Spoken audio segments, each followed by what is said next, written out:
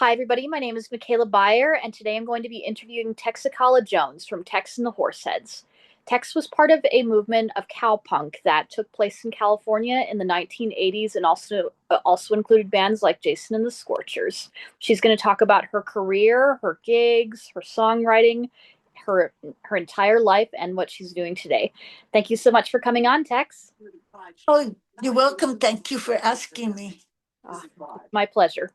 Alrighty, so why don't we start from the very beginning? Where were you born and raised? Um, I was born in California, not too far from here, Santa Monica.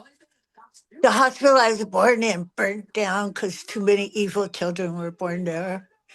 And I pretty much was raised in California, in the Los Angeles area. Um, and I don't know, in a lot of places in California. I went to about, like 15 schools. It's hard to keep track. Wow, how did you end up going to 15 schools? Or it might have only been like 9 schools. But I went to a lot of schools because, well, my parents were moving around a lot uh, or I was with my grandparents and, typical California kids life. Well, in the middle of that, were you a very musical kid? Like, how did you get interested in music? I love music. I don't know. I guess it was in my blood or something. But I heard my pop listening to jazz and stuff like that when I was a little kid, and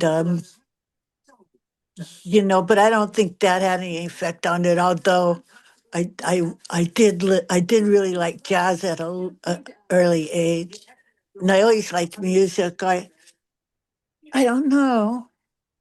Hmm. Okay. Yeah. Well, did you try to be a jazz performer at first, or were you like strictly into punk when you started doing music of your Yeah, I mean, when I got started, it was like punk rock and stuff because with my abilities and everything, nobody else would have accepted me. own? I fit right in, to the cowpunk situation, you Wonderful. know. Now, tell me a little bit about that scene. Like, who are some of the people that really interested you and helped you make you passionate about it? Well, at first, I mean, I really loved music and stuff. I wanted to play a saxophone. In fact, I had a saxophone. I don't know where it is now, but I used to go up to up on Hollywood Boulevard. There was this place called Los Burritos, and these guys way in the back of the restaurant would be playing jazz, and I guess the management would let them do it and stuff, and I'd go back there, and they'd let me jam with them and stuff. That was pretty neat, Wow. and then I wanted to play the flute. I don't know I had a flute, but I don't know what happened to it either. And I had a trumpet. I found my trumpet. My sister was keeping the trumpet up in the closet. I said, "Well, I want to practice," and she goes, "Oh, I can't find it." A lot of people wanted to practice the trumpet. One time I went out in the backyard to practice my trumpet, and it was my friends. They lived on Coanga and stuff, and the people up the hill start throwing rocks at me, and one rock got inside my trumpet, and so yeah, that didn't work out real great. No kidding. Yeesh. Life of a rock and roller. Yeah, yeah, and then I thought, oh shucks, and but I had a great hairdo in those days. Oh boy, my hair was on fire. Well, I mean, it wasn't on fire, but it did actually catch on fire one time. But um, and my friend said, "Oh, you gotta be in our band," because I had a cool look and everything, and so they showed me exactly note for note what to play, and really asked me to practice. But So, and I played in that band for a while. Sometimes I'd play bass. They had a regular bass player, and when he was gone, I would play bass, and then I'd be like second guitar. And then yeah, I got finally got kicked out of the band for not practicing. Now, And what was that band called? Boris, Horace, Doris, and Dolores. Okay. We actually played at New Wave Theater. Oh, Yeah, and that was New Wave Theater, right? yes. Isn't it, or wasn't it located over in downtown LA? It was at the Florentine Gardens Oh, okay. on Hollywood Boulevard. Okay. Now that's something that I actually didn't experience because I was born in 1989. Why don't you tell me a little bit more about Oh, it was that happened before you were even born. that? Yep. Well, Yeah, and this guy Peter Ivers and Tequila was involved in it. Tequila And Mockingbird? huh? Tequila Mockingbird? Uh-huh. And let's see, it was Peter Iverson. I forgot the other guy. And anyway, they would it's somebody I know too. I'm gonna get a whooping. And they would have it was all like local bands and stuff. There'd be like 10 bands playing at once and they'd be filming it and it came on uh what do you call it? Public access. Oh, okay. And everybody in town we would and that was the big thing watching New Wave Theater. It was an awesome event. Wow. Now, and how many people would come to those events? Well, people would come, but it was mostly like a filming thing because the whole building would be filled with bands Hmm. and videographers and you know and directors and people Yeah. organizing yeah, it was mostly a thing that we would watch on TV. Okay. Yeah, I and don't again, think there was room for people with all the bands playing and everything. okay. Yeah, and I a lot of people of my age group don't even know what public access is. So, It's like they have it now, but they block it out like Channel 10 and that stuff, or that was Austin. But yeah, the people like local people like we used to have New Wave Theater too. We had Scratch Magazine.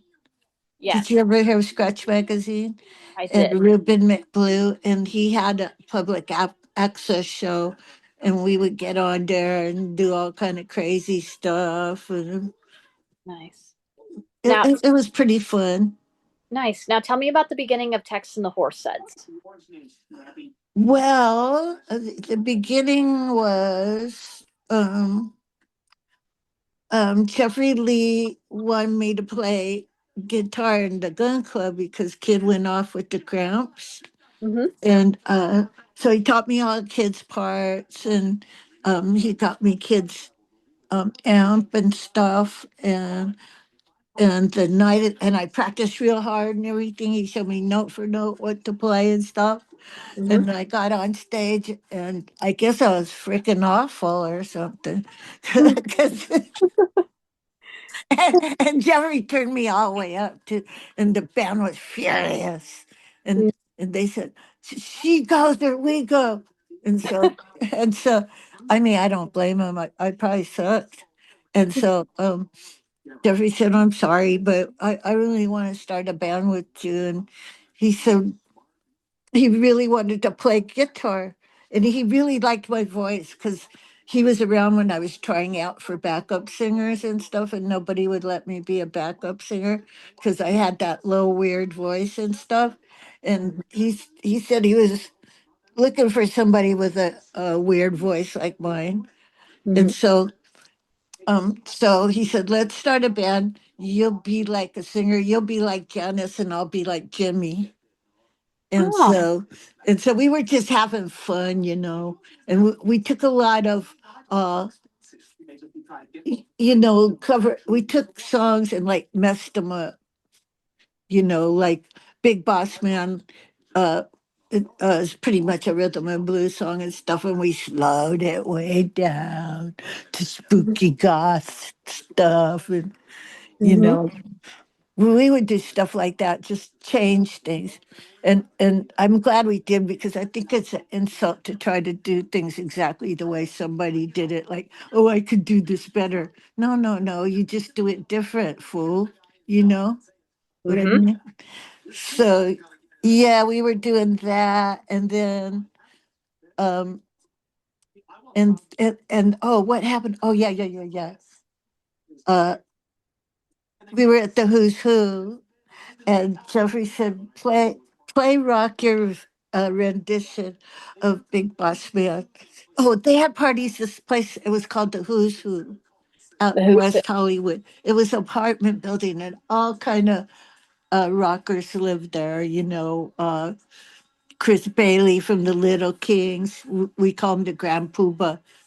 Mhm. Because he's the Grand Poobah of the Water Buffaloes, Yeah. and so he lived there. Uh, a whole bunch of people lived there. Like Rag Girl lived there, and so we there was the Water Buffaloes and the Water Muffalos, and we would meet once a week, and the whole meeting was playing pranks on each other, and it would get really violent and crazy, and we'd be all drunk and messed up and playing tricks on each other. It was pretty fun. And Jeffrey said, "Play rock your rendition of Big Boss Man." So I played it, and I go, "Big Boss Man, can't you hear me when I call?" And so I sang the whole song like that. And Rock said, "Oh, that was fucking awful." And and he goes, "I'm in, I'm in." So, he- 'cause- so then we started practicing with Jeffrey and his brother. I mean, with Rock. Mhm. Back then, he was called Rock Vodka, but in his later years, he took his given name of uh, David Thumb. But back then, we called him Rock Vodka, and so Rock Vodka's brother, God Vodka, who he when he saw that movie with George Burns, he didn't want to be called God anymore, and Mhm. so he went back to John Thumb. So it was the Thumb brothers, Jeffrey Lee, and me. And Wonderful. yeah, and so we were practicing over at program, and Keith walked by because he's practicing over at program studios in Hollywood. I forgot what street it's on. It's not Franklin. It's on the other side of Hollywood Boulevard. Anyway, so Keith walks. He goes, "What the hell's going on here?" Because he heard Jeffrey and me, and Jeffrey said, "Yeah, this is our new band." And he goes, "Okay, I want you guys to open for me on Saturday." So we were at the Firefly, and Pleasant and Levi came in, and Pleasant gave me this jigger. It's like a huge jigger that says Texas jigger because I was pretty much known for getting schwacked. And so she goes, "Hey, you need this." And so I went to go play rock the Casbah, but Dr. John came on instead. And Jeffrey Lee said, "Listen, we gotta, it's Tuesday, and we gotta get the name of our band in right away, because today's the day tonight's the night they list everything." And he goes, "What's the name of our band?" I go, and I looked at the jigger, and I thought about the Godfather, and I go, "Tex and the Horseheads." And that's how we came up with the name. And Pleasant sort of helped me by giving me that jigger because it sort of triggered my imagination a little bit and made me think of the bloody horse head. And so, yeah, that's what happened. That's how we very, very first got started and stuff. And um, that's that's the very first incarnation of Tex and the Horses. Is Jeffrey Lee and the Thumb Brothers and myself. Okay. And And sorry, go ahead. we opened for our very first show was opening for the Circle Jerks at the Cafe de Grande. Really? Yeah. Wow. What was that like? Well, it was paradise, you know. I mean, it was wonderful. I got really, really drunk, and I was really, everybody's, oh, here, Tex, come have a drink. And by the time I got on there, I was rip roaring drunk and everything, but everything turned out okay. And I was just so happy, you know, because it was the first time, like the first time you smoke weed or the first time you do something, it's like kind of glorious. And Yeah. so it was like my first time, you know, being on stage and just letting her rip and stuff. And it felt glorious. Wow. But yeah, that's what happened. That's how that felt. And it was funny too, because Dobbs would he'd be doing the sound like with one hand and Mhm. pouring drinks with the other hand. That's the kind of sound we had. Oh, oh, my goodness. You're punk rock. So tell me about how you guys built a following. Like, did you build a following very quickly around Hollywood? um, I don't know how quickly for an underground band we did. It's not like we, you know, became rip roaringly famous or anything like that. But you know, we became locally known, and we became locally known in other cities too. You know, we were just kind of like a local band. Wherever we went, we were like local. Yep. And tell me about that. Like, did you wind up touring all over California or did you tour over the United States? Like, how did the touring process roll? Well, yeah, we did California and we did the country, and then we did overseas and a bit, and yeah, we did a little of everything. Wow. What was You that like know, for you? it was fun. Oh yeah, I love touring. Nice. I love touring. And like, as far as the singing side of it goes, like, did you ever develop a technique to preserve your voice, or was it like a very, or was it just total punk rock where you went on and you did what you wanted to do? I did what I wanted to do. I actually Rock told me to take he paid for me to take a couple singing lessons. And he Oh. said, because he said the guys could blow my voice out and stuff, and that I could do it better, not always be screaming and stuff like that, you know. So I went to this uh singing teacher, vocal teacher, and she worked with Vince Neil and Exene, and she's a very renowned teacher. And she she showed me some techniques like tying the belt around your rib cage and everything, and not singing from your throat, but singing from your stomach, or not, you know, not your stomach, but down there. And but she was not pleased with what she read about me in the papers, because she said she always read bad reviews of me, like making a mess of things and not acting right and so on and so forth. And she said, if I read one more bad review, you're out of here. I don't want to deal with you anymore. And so that very weekend, I got another bad review for Perkins Palace because I hit a guy in the face with a microphone. And she read about it. And so I got kicked out of class. Well, you were true to yourself, though. And Well, one. that guy, he was really not very nice, you know.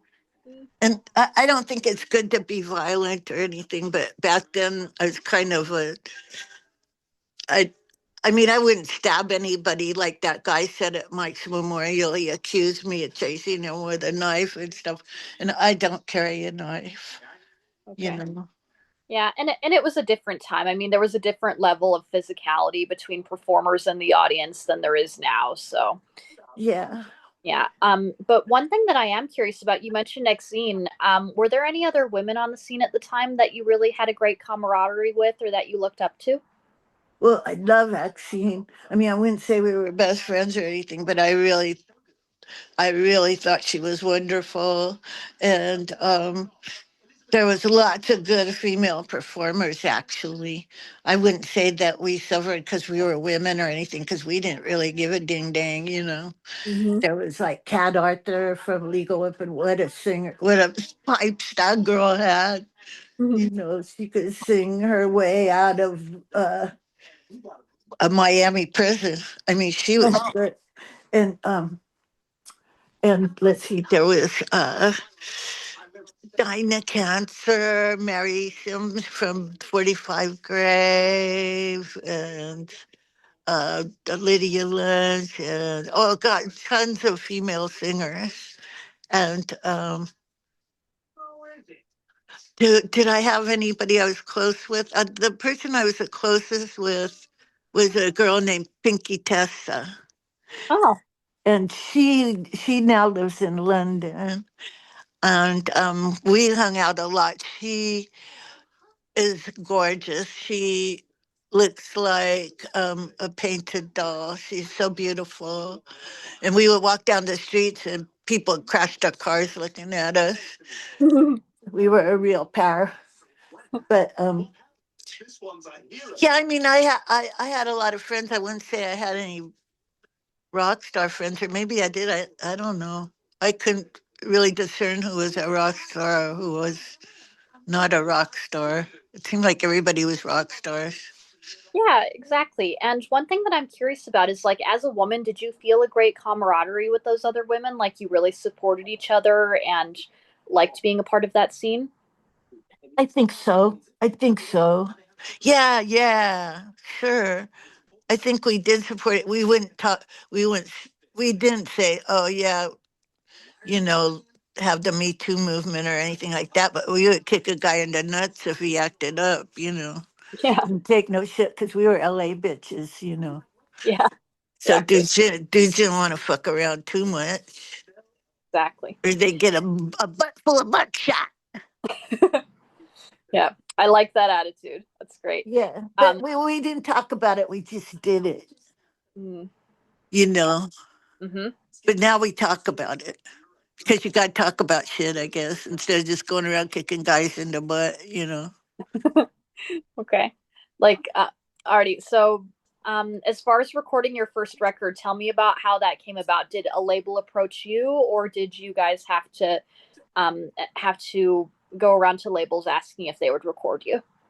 Well, no, because the people that recorded us pretty much recorded everybody that was, you know, in our realm, which it was Enigma, Bemis Brain, Restless, those labels, you know, they were pretty much doing all of us. Hmm. And they came to our shows and stuff, and they said, yeah, we want to record. It wasn't even, it was just like, oh yeah, okay, come and record now, you know. Hmm. And but we did have to sign stuff, you know. But it was just sort of a given. And Okay. yeah. Now, did you have a specific vision going into that record? I mean, did you automatically know what songs you wanted on it, or was the songwriting process kind of taking place during the recording of it? I'm not sure. Well, there are some songs that didn't get on there. Mm. There, yeah, we didn't. Actually, we never did record all of our songs. But what happened? This is what happened. Is our our first record? It was Steve Sinclair and Randy Burns and what was his name? The guy that passed away. We were real good friends with him. Ron Gowdy, Hmm. and they all knew our songs, and they sort of decided what Okay. songs we were going to record, and yeah, they did. And then when we recorded with John, he sort of picked the songs out that he thought were better. Okay. And what was it like being in a recording setting? I mean, you were used to like a very rowdy and rough performance space, but all of a sudden you were in a studio. Like, was there, Yeah, yeah, what was that transition like? it was okay. I mean, I think we were crazy and everything, but when it came down to the business of recording, I think we all pulled together and, um, you know, sobered up, had some coffee, and tried to get some sleep. Tried to get some sleep. I mean, many a time we would like come to the studio after not getting any sleep at all. Yeah. But you know, yeah, it was a different thing. Of course, you can't just come and just say yeah, or else you'll just have a record that sucks, or Yeah. maybe not. Maybe that, you know what I mean. But we did like nail in and you know, try to be adults, or not try to be adults, but just try to do it, try to Yep. accomplish something. Yep. And it turned out really well. I mean, that record still stands the test of time, in my opinion. Are there any songs on it that you're particularly proud of? Um, I just love it all. I was listening to it the other day. It's just like it's so different because I didn't hear it for a long time, and Hmm. you appreciate it more when you haven't heard it for a while. Yeah. Um, some songs like "Oh Mother" are really, you know, important songs. That Rock Vodka wrote that song, "Oh Mother," and Hmm. um, yeah, some of those songs are just like brilliant. Hmm. Now, And um, going back a little bit, would you mind? Do you mind me asking how you met Mike Mart? this is how I met Mike Mart. Jeffrey got really, really busy with Gun Club, and he was just going on tour all the time. He was very much in demand in Europe, Hmm. and he said, "Listen, I want you to continue with Tex and the Horseheads, but I think you're going to have to get another guitar player because I'm not going to be here anymore." And so Rock said, "I know a guy," because Rock played with Mike on Mike's uh, album when Mike had a band called Funeral, and Hmm. they were based out of Long Beach, and the Long Beach crowd. And so he said, "Yeah, he's going to come to Cafe." It was my day off at Cafe. So Hmm. I was there and I was going to meet Mike.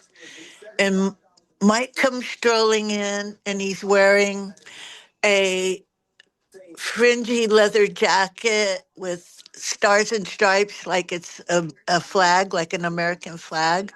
Hmm. And he comes just strolling in all happy and doody doo dum dum.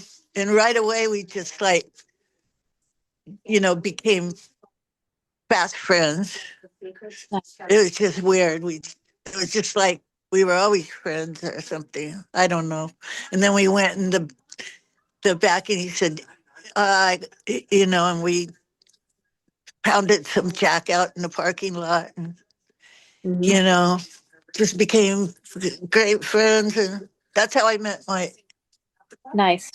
And um, like when the record was finished and everything, and it got released, like, did it do well in terms of sales on the indie scene, or was it not really something that you guys paid close attention to? You just wanted to have a record. Well, Ron Gowdy told me that we didn't even sell 1,000 records. Oh, He okay. said that we sold about 300 records in all the world. Okay. And I was really shocked because I know I on tour I signed more than 1,000 albums, but he Mhm. said that we hadn't sold any, That's well. so that was a little disappointing. Well, I mean, all the same, it's like I said, people still love that record, and I think that it's a wonderful example of that period of time. Like it retrospectively, do you feel very proud of it? Like, do you feel that that's one of your best works and something that you're going to be remembered for? Oh yeah, yes, yes, it's definitely it's part of my DNA. You know, It's a very important part of me, and always treasure that experience and those songs and working with Mike and Rock and Smog, and you know. Nice. And do you think that you're going to perform some of those songs on Thursday at the Maui Sugar Mill? Well, I've been practicing. I don't have it quite down, but I've been practicing Oh Mother and Clean the Dirt because um, they're going to be re-released this month. In fact, they're coming out on downloads. Excellent. So I was thinking maybe, yeah, for sure I should try to play those. It's not going to sound like it did with those guys playing it and stuff, but um, I'm trying. It'll be a little bastardized. Well, it'll be wonderful. I mean, with as long as you're performing it, people are going to love it, Tex. I know for sure I'm going to do Clean the Dirt because think Clean the Dirt is coming out first. And I'll have to do Mike's parts and my parts unless some dude wants to get up and do Mike's parts. But I don't know.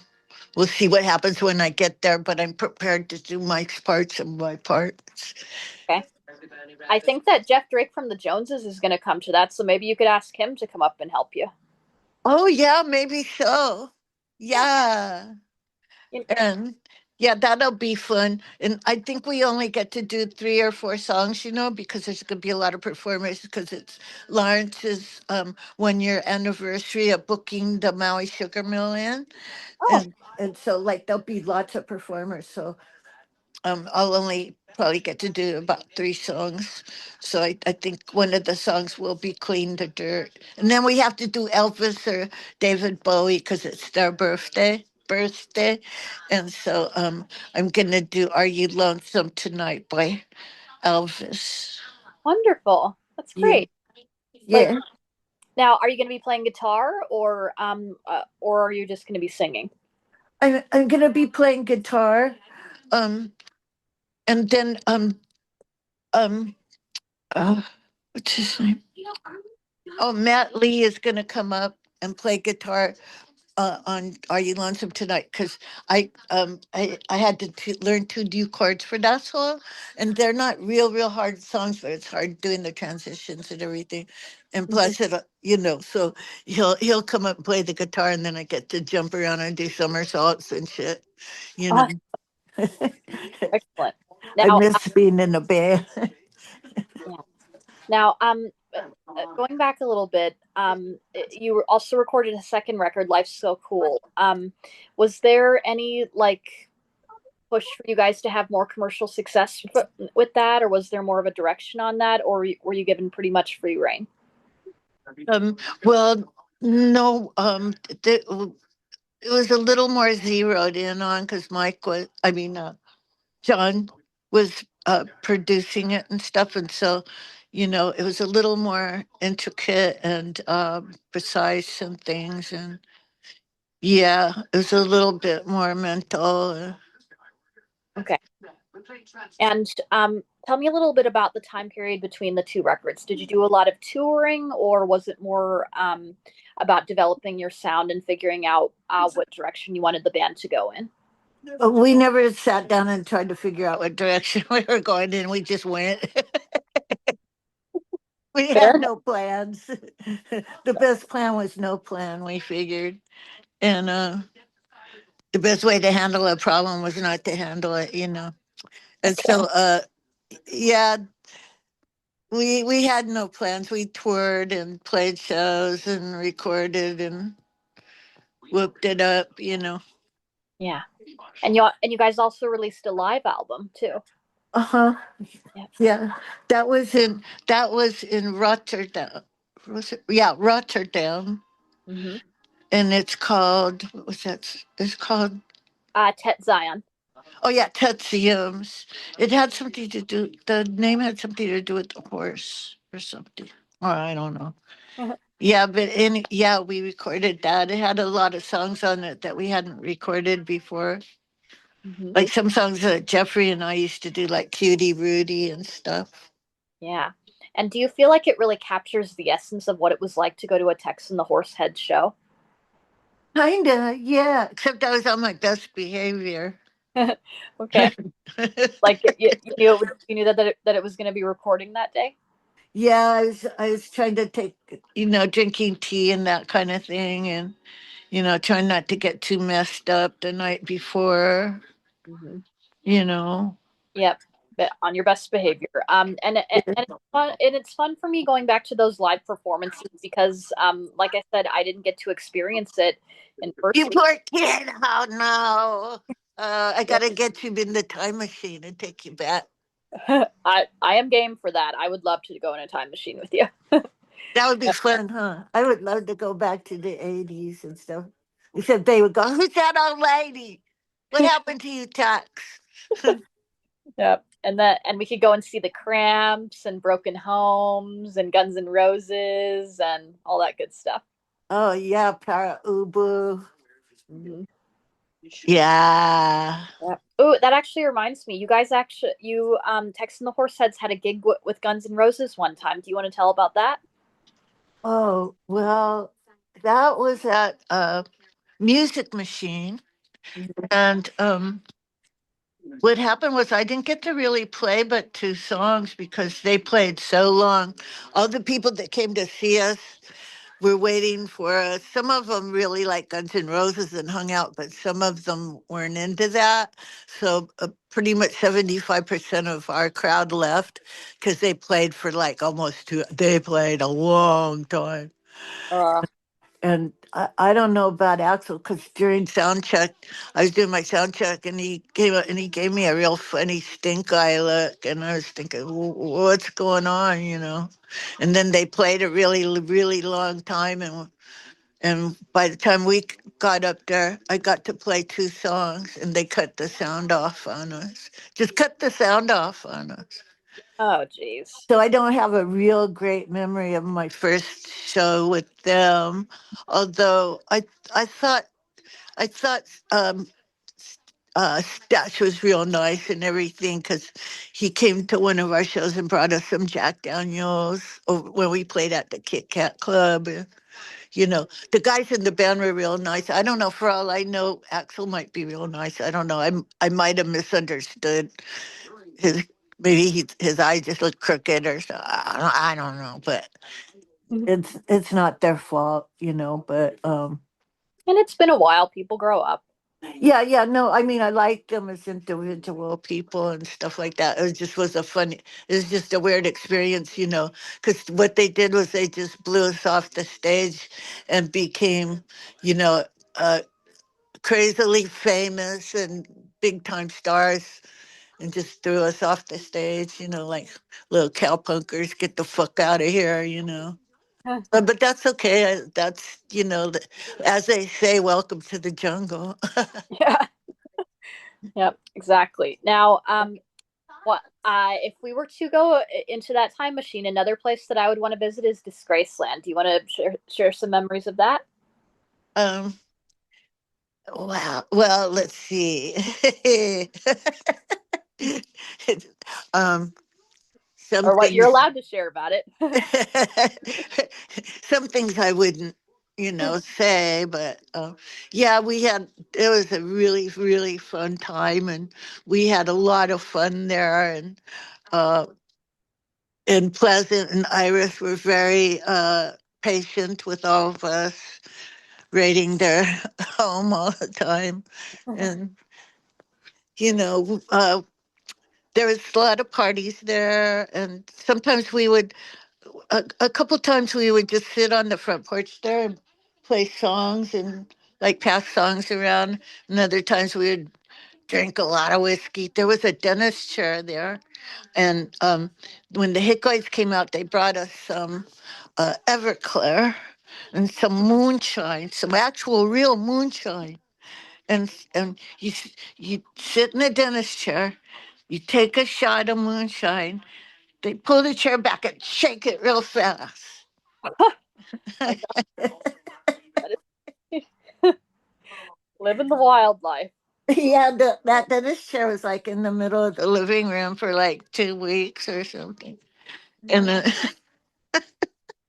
Now, what eventually came out of that, though, was you guys joined the Ringling Sisters together. yeah, it wasn't because of that, or maybe I don't know. We just all ended up together somehow. Yep, and for the best.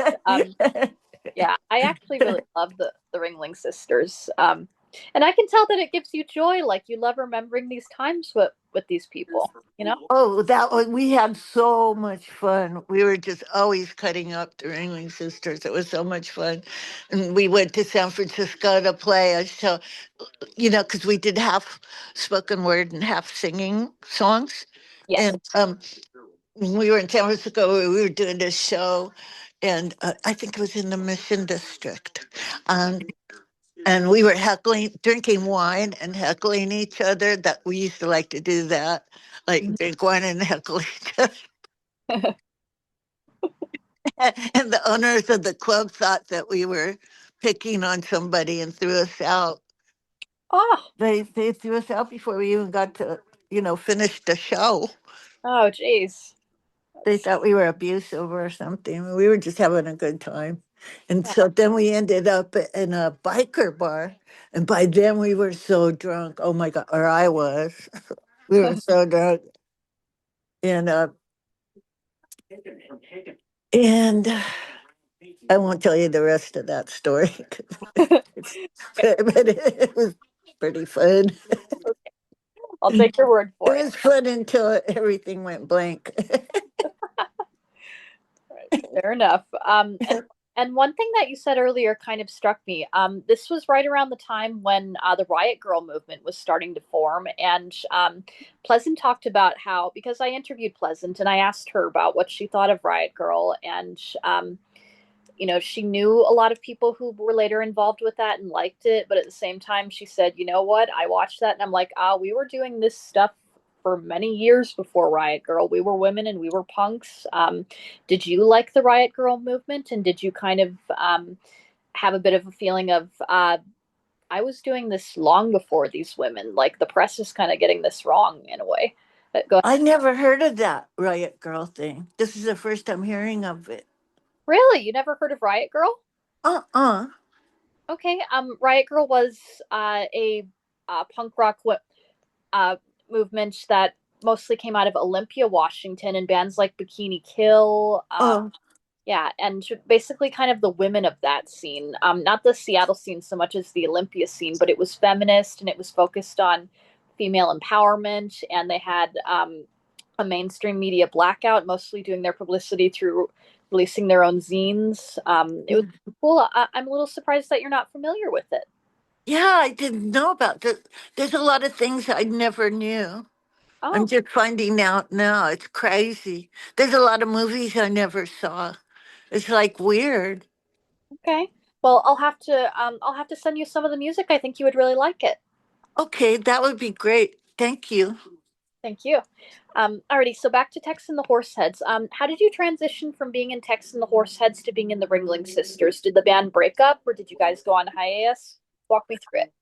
Well, Tex and the Horseheads. Um, well, Mike decided to leave Tex and the Horseheads and um, do his own thing. And he was doing his own band, and he was doing floating. He just didn't want to be in Tex and the Horseheads anymore. He didn't want to play guitar and have me be a lead. He didn't like Tex and the Horseheads anymore. Oh, And he just thought everything was about my shenanigans and blah blah blah. He didn't like it anymore. And hmm. so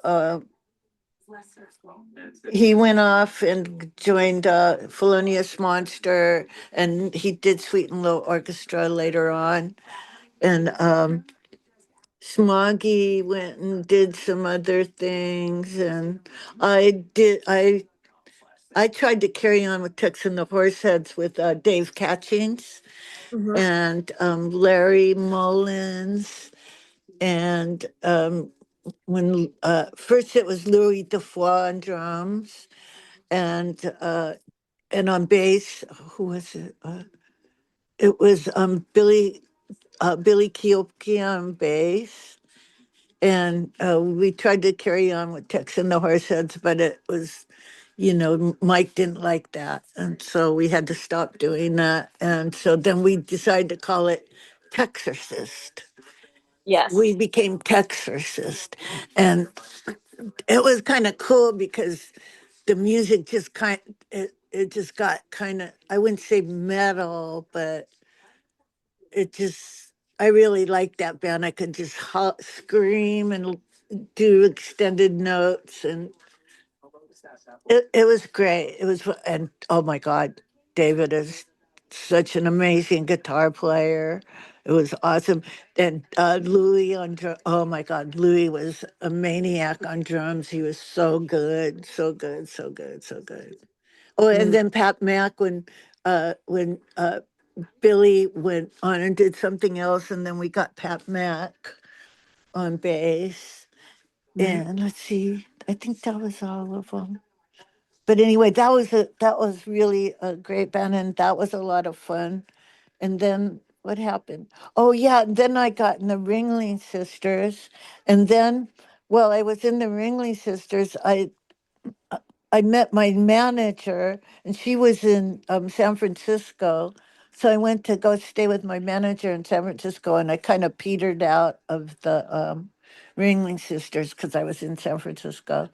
And then I Mm-hmm. met some other musicians in San Francisco, and I started playing with them. And well, where are we now? So Yeah. yeah, Yeah. I've been in a lot. I've been at a lot of dances there, and let's see, when I came back, oh, when I came back, I got into burning bridges, Mhm. and I started up another Texas band. Oh no, oh God. And then I joined this other band up north too. Oh God, I've been in like about 20 bands. I'm sorry. Oh, it's totally okay. I like hearing about this. Keep going. I have to sit down and do a chronological, you know, Mm-hmm. list of when and which bands I was in. But then when Okay. I came back to California, um, I mean to LA, um, see what band did I get in? I think it was Burning Bridges. Oh no, no. First it was a Texas, a second of incarnation of Texas with some friends of mine from up north, from the San Francisco region. Mm-hmm. And then um, that petered out. I got kicked out of that band for because I was being a naughty girl. I got kicked out of that band. And then I got into Burning Bridges, and I got kicked out of that band too. Yep. And I was actually got kicked out of the Horseheads too. I've been kicked out of 3 bands. Wow. Well, if you count the gun club, I got kicked out of 4 bands. That's nothing to be proud of. Well, still, But but hey, it's worked out pretty well anyway. So well, no. someday I won't be able to get kicked out of. If I had a band called Tex, I wouldn't be able to get kicked out of it unless I kick myself out. But Hey. yeah, that's what happened.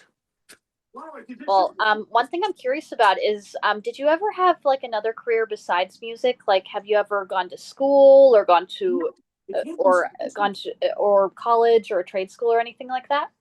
Well, no, um, I actually there's a college right down the street. I'm at my sister's house in North Hollywood, and there's a college like about 2 blocks away, and I enrolled in everything, but I couldn't keep up with it because I all my boxes are here. I had to bring all my stuff from Texas here, Hmm. and so like I'm involved in all this weird stuff, and I didn't have the time to study and everything. So I got kicked out of a few classes, and but I'm gonna go back as soon as everything gets settled and I know where I'm gonna live. I'm gonna go back to class and re-enroll.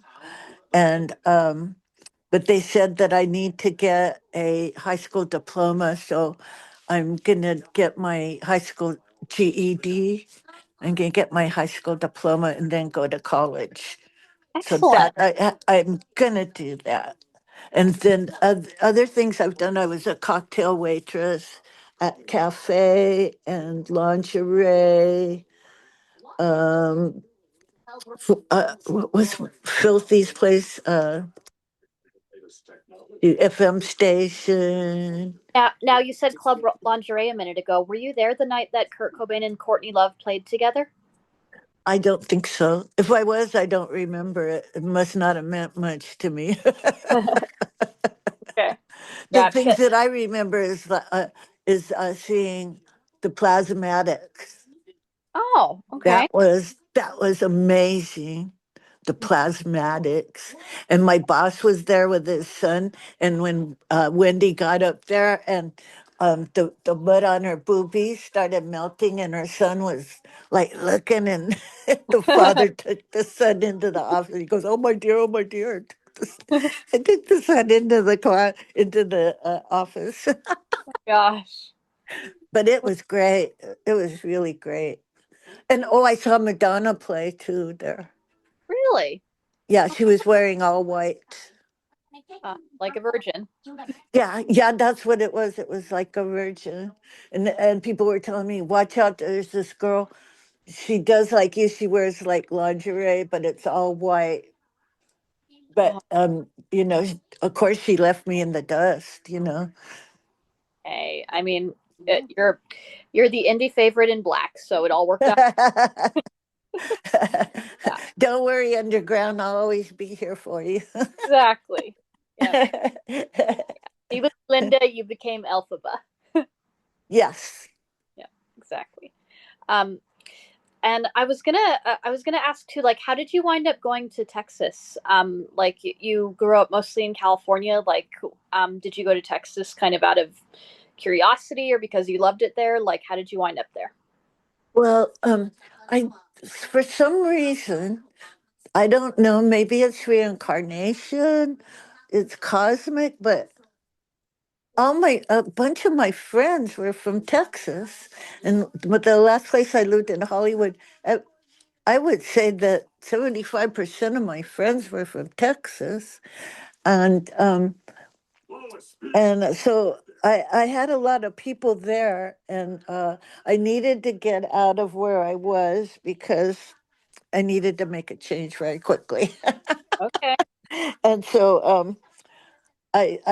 I had a good friend there, my friend TV Terry, and she said, "Yeah, come to my house." And so I went and stayed at TV Terry's house in Texas and got myself all straightened out and got a job. I hmm. got the jabs, and yeah, that was pretty cool. And then as soon as I got myself all straightened out, I joined the TJ Hookers, Texacala Jones and the TJ Hookers, and I was in that band for like 10 years. That's the longest time I've ever been in one band, like 10 years. Nice. And Sorry, go ahead. and we played at the hole in the wall a lot. Like if a band didn't show up, they'd call us because we lived down the street and we'd like just go play at hole in the wall. That was some good times. Nice. How did you get the name Texacala Jones? Like, I know that wasn't actually your birth name. Did you think of it yourself, or was it given to you eventually? I just kind of slipped into it. You know, people were calling me Tex because I kind of have a Texas accent, Mhm. and and and and then I decided one day when I was living with Pinky Tessa, we decided that we were going to be more or ornamental. Get a little fancier. So Pinky became Pinky Tessa, and Tex became Texacala, Oh, and I was already Tex Jones, so Texacala Jones, nice. and um, that's what happened. I named myself. Excellent. Yep, all the greats do. Yeah, I didn't particularly care for the name that I was given. I mean, I'm grateful that somebody did give me a name. I'm grateful to have been born and everything, but I definitely had to pick my own name. Thank you. Okay. Yep. Yeah. I won't ask what your original name was. It sounds like you're Texacala now. Yeah, that name is best floating under the bridge with the other water. Mhm. Fair enough. All right. So, walk me through moving back to California. Like, so you lived in Texas for quite a long time, and eventually you came back here. Like, how did that happen? Well, I lived in Texas for 30 years. Wow. And I had a boyfriend. I was with him for 27 years. And I was happy there. I got to play. I only played in about three or four or five bands there. Hmm. And and I love Texas. It became home to me. Hmm. And I loved my boyfriend, but um in November of 24, he passed away. Oh, And so, I'm sorry, Tex. yeah, his house was going to be sold. And 2 months before he passed away, my soul sister passed away. That's where I am right now at her house. And she passed away. And so she wanted me to come and take care of things. So I came and took care of her funeral and things. And then I had to go back home because my boyfriend got very sick and um, he had heart troubles. And so I stayed there until he passed away. And then I came back here Hmm. to take care of the house. I had to leave there anyway because his house was being sold. And so now I'm here taking care of my sister's house. And I had to send for all my stuff and my boyfriend's stuff. Like we lived together for like 26 years or something. Hmm. And the den here, there's a mountain, a box. It's like I tried to shape it like a pyramid, and it's it's a huge. It's Sheesh. in the next room, and I keep telling myself, "Yep, I'm going to get to that." Oh, goodness. But yeah, I mean, I don't know if I'm good. If I get to stay here, then I'm going to unpack it. But if I have to leave, I'm just going to leave everything packed up and take it to the next place, wherever that is. You know. Do you think that you'll end up staying here in California, like whatever the situation with the house is? Um, I would like to stay here. I want to stay here at this house. If I don't get to the, I mean, I don't really have enough money to go back to Texas. I don't have enough money to stay here. So I need to get a job or something. But yeah, I don't know what's going to happen. Really don't know what's going to happen. But I would ideally, uh, Maxine used to say that I was bi-coastal because I lived part of the time here and part of the time in Texas. And Texas does have a coast. And Mhm. so I was bi-coastal. So I'd like to remain bi-coastal and maybe triple bi-coastal. Who Triple by. knows? Well, What do that would mean I would live by the Gulf Coast, you? by the Mhm. Pacific, and by the Atlantic, or maybe the Caribbean, I mean. Whoa. Yeah, that's what I would like to do. Okay. Well, I hope you do it. Sounds like Thank you. yeah. And as far as your time in Texas, like were you playing music completely consistency or were there breakages in time when you played? I mean, I and it's and I'm curious about your creative process. I mean, is music something that you just do every day, like you get up and you at least sing something, or sorry, go ahead. Yeah. Yeah. No, I was just agreeing with you. Okay. Yeah. Yes. Yes. I mean, I get up, um, and have my coffee or my tea, and I roll a couple big fatties, Hmm. and I drink my coffee, smoke my fatties, and play the guitar and work on songs. Or I know I should be working on my scales, but I just always end up playing songs. And That's what I do every day. I pretty much every day. If I don't play guitar, it's because I had to do something, you know. But that's my usual thing. Um, the guitar. Here, you want to see my guitar? I would love to. That's my main guitar. Maxine bought it for me. This guitar it belongs to Glenn. I play this one at the shows because it's electric. Nice. And this is my Epiphone. It's not a fancy guitar, but my boyfriend bought it for me. Aw. And there's some other guitars in the next room. There's about 10 guitars in this house. Oh my goodness. Now, do you have some of the original guitars that you played when you were first in Tex and the Horseheads? Actually, what happened? No, I don't have those guitars, but the guitar I had when I played with Jeffrey Lee. Mm-hmm. Um, one time he came. This was a long time after we were like weren't together anymore, and he came to visit me where I was staying, and he saw the guitar that we had played, and he just picked it up. And he said, "Oh, I love this guitar so much." So when he went home, I said, "Here, take this guitar with you." So he took that guitar, Aw. and yeah, it was like it was a applause, which is a copy of an ovation, Mm-hmm. and we had worn the neck down pretty bad, which is hard to do on those guitars. But anyway, so he took that guitar, and let's see what other. Oh, I have my other Alvarez. One of our managers gave me. It's packed up right now, but some girl stepped on it with a spiked heel, and I keep trying to get it repaired, but that little heel mark keeps coming back. Oh, And so I have that guitar.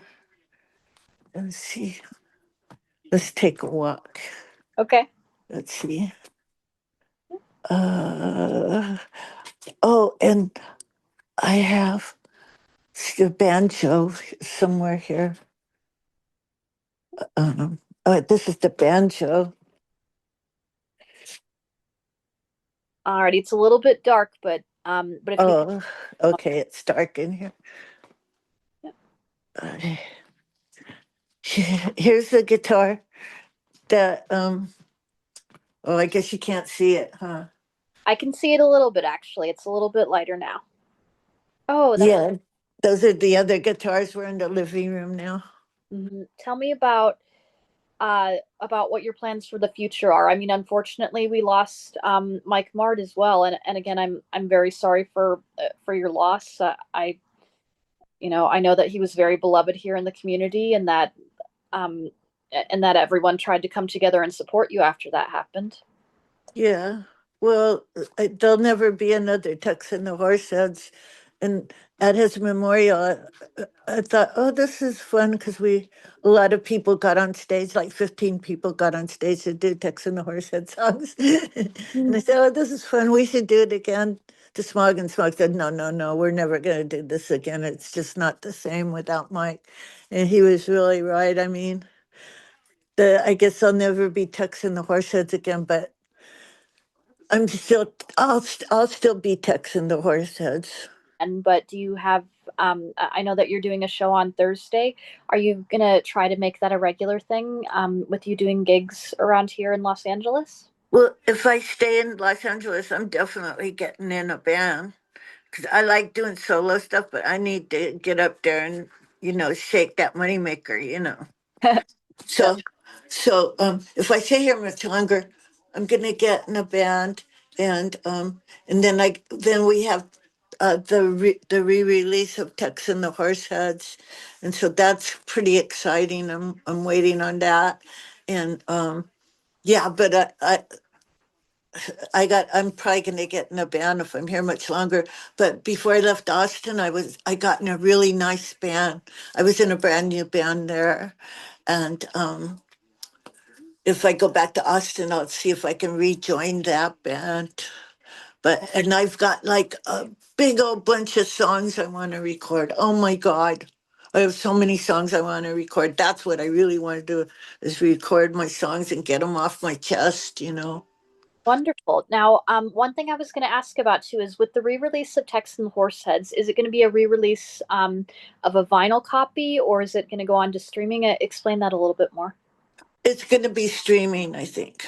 Okay. For now, it's just going to be downloadable, but it's going to be like a really remastered and really nice, and people will be able to, get it without going on YouTube and getting a subpar recording, Now, did you do the remastering yourself? Oh, no, no, no. It was done professionally. Not that I wouldn't do a professional job and all, but Uh, Now, for recording your new material, do you have anyone in mind who you want to help, who you would like to help you with that? no, I don't. It's all a big mystery to me. If I get to go back to Austin, I know who I would record with, but if I'm here, I don't know who I would record with because I haven't really hooked up with any musicians except, well, I have my friend Teresa. She's been playing like African drum with me when I do my uh, acoustic things. She plays African drum with some maracas. She uses a maracas like drumsticks and a tambourine. And then my friend Adriana, she is going to play with me on this Thursday, is it, at Mount Sugar Mill? She's going to play violin. Wonderful. That And sounds and then the guy that played violin with me in Texas, he came out for the last show I did, and he played viola and mandala. And so that's kind of cool. So the next band I get in, I want to have like varied instruments. I'm not a purist anymore. okay. Well, I think that sounds wonderful and gorgeous. And again, I'm really looking forward to seeing you perform. I've only seen you perform one time. I think do you remember that gig where we met? It was right there in Hollywood. At Hell's Gate, well, Yes. it was Hell's Gate. Now it's North Door. Hmm. Yeah. But anyway, you were beautiful and you sounded so great. Just, I'm really excited for you, Tex. It sounds like you've got a lot of things about to roll out for you. I'll do a better job this time too because I've been practicing more and stuff. And um, also at that gig, I had a guitar that didn't have the electric pickup, and so I had to sit real still and stuff and not move. And the microphone, it was really hard. And now I've got an electric guitar, so I'll be able to move around and stuff, and it'll Excellent. be better. Wonderful. Alrighty. So how would to conclude here and again just I've so enjoyed talking to you. Thank you so much for doing this. How would you like to be remembered? Um, I'd like to be remembered. I don't know. I guess just like how I am, I suppose, and my songs mostly. I guess I'd like to be remembered for my song. Excellent. And are there any other hopes or dreams for the future that you'd like to share? Um, yes, I'd like to record a whole bunch of songs and do another fabulous world tour and maybe do a cartoon voice, be on a cartoon show, but not a arty stupid one like a. I want to do a funny one, and see, I don't know. I want to have a lot of fun, but I also, if I get filthy rich and win the lotto, um, I want to get shit done. Yeah, But for now, I'll just do the best I can. excellent. Alrighty. And for the end, I have kind of the popcorn questions. What's your favorite movie? Hmm. Well, it was Blade Runner. Yeah, that movie really got me, but I don't know anymore. Mm, I gotta watch. Oh, the movies have affected me though. I don't know if I have a favorite movie. Blade Runner was my favorite movie, but a long, long time ago I saw that movie about Billy the Kid and Bob Dylan was in it, and that's why. And after I watched that movie, I wrote Chicken Bounty Hunters, really? And then I watched this movie about a month ago with Scarlett Johansson. I think that's who is in it, and it was called Ghost in a Shell. Hmm. And so I wrote a song called Ghost in a Shell after I saw that movie. Oh, and then I was watching The Young and the Restless, and there's a scene where this woman, she's trying to get back with her wife, but and her wife's in a mental place, and her wife just like kind of disses her, and they were playing cards, and so the wife just gets up and leaves, and so she's looking at the table and she's looking at the cards and she picks the cards up and it's the Queen of Hearts and she rips it in half and throws it on the floor. And so after I saw that, I wrote this song called Made You Laugh because um, I found the Queen of Hearts um, tore up on the floor. Guess my love made you laugh. So, I am looking forward to hearing that.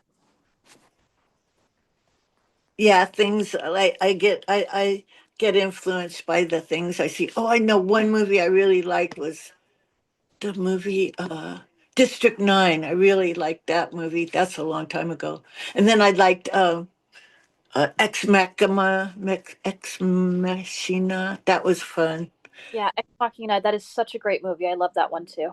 I love AI stuff. That's really like robots. I wrote a song called Robot Town after I saw that movie, Ex Machina. Nice. Yeah, I, you're a robot, but I'm not. Still, I love you whole lot. well, that's really cool. I didn't realize the fact that you were inspired by watching movies. That's a new fact about you. Well, I'm from Hollywood, you know. Nice. And again, I'm really looking forward to that song that you wrote after the Young and the Restless episode. Yeah, I wish I had time to play it, but I want to record it. I think it's one of my better songs. Excellent. All right. So, what is your favorite book? Well, I have not read many books. I read Interview with the Vampire Hmm. and I read Pet Cemetery. Okay. So between the two of them, I know they were both really good books. But after I read Interview with the Vampire, I wrote Claudia, Oh, okay. a song called Claudia, and that because there was a character in that book named Claudia, and she was like an 8-year-old vampire. Yep. And Kirsten Dunst played her in the film, right? Yes, Yep. yes, and that book it was really easy to read and everything. And then I tried to read Lestat, and I had a harder time reading it. You know, the writing was littler and the pages were thinner, you know, it was hard. I'm not a big reader, but I'd like to eventually start reading more books. You Okay. know, I ain't dead yet. You know, just let me in the library. Iris has actually published some wonderful books through Punkostage Press. Oh, yeah. Oh, God, yeah. That's the shit, man. The stuff she puts out, that is golden. That's the stuff of life, man. That's the good shit. Exactly. Yeah. Alrighty. And what's your favorite TV show? Well, I used to like what they do in the shadows, but they don't show it no more. Oh, okay. I'd Um, love that, and I'd love the Munsters, but of course they don't show that anymore. And so, let's see, what do I like now? Well, now I have a Roku, and I don't really watch any current things. I just watch YouTube and stuff. I watch a lot of reggae videos, you know, where they're smoking weed and stuff. So I have somebody to smoke weed with, and, you know. yep. What's your favorite album of all time? Well, I used to love Christian Death back in the 80s. Um, I love, I don't have a favorite. I know I used to love my, a lot of my blues records. I used to listen to blues all the time. Hmm. And yeah, I love that stuff. My Awesome. blues records, like and jazz blues like Billie Holiday and Bessie Smith and Ma Rainey and shoot, all that stuff. I love that stuff. I used to listen to John Coltrane and Miles Davis and that kind of stuff. And but I don't really listen to too much of that anymore. I'm so busy all the time. I just put on YouTube and listen to reggae. Yep. To each their own. Yeah. I mean, I'm trying to branch out, you know. I Awesome. think I would like anything. I like anything. Tex, it sounds like you have wonderful taste. I think you're doing a pretty good job. Thank you. Alrighty. So, anything else you wanted to add? I guess not. Okay. Alrighty. Well, thank you so much, Tex. I really appreciate it. Oh, thank you. Thank you for having me, Makayla. It's my pleasure.